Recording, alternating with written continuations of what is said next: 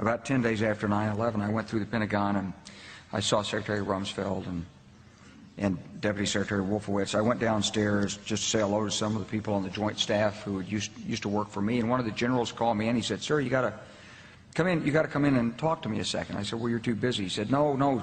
He says, "We've made the decision. We're going to war with Iraq." This was on or about the 20th of September. I said, "We're going to war with Iraq. Why?" He said, "I don't know." He said, "I guess they don't know what else to do." So I said, "Well, did they find some information connecting Saddam to Al-Qaeda?" He said, No. He says, "There's nothing new that way. They've just made the decision to go to war with Iraq." He said, "I guess it's like we don't know what to do about terrorists, but we've got a good military and we can take down governments." And he said, "I guess if the only tool you have is a hammer, every problem has to look like a nail." So I came back to see him a few weeks later, and by that time we were bombing in Afghanistan. I said, "Are we still going to war with Iraq?" And he said, "Oh, it's worse than that."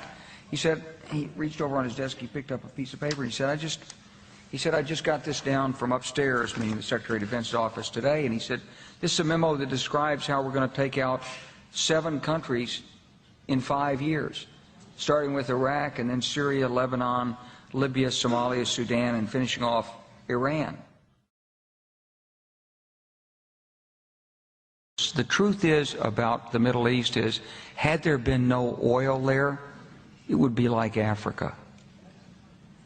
Nobody is threatening to intervene in Africa. The problem is the opposite. We keep asking for people to intervene and stop it. And there's no question that the presence of petroleum throughout the region has sparked great power involvement. Whether that was the specific motivation for the coup or not, I can't tell you, but there's always been this attitude that somehow we could intervene and use force in the region.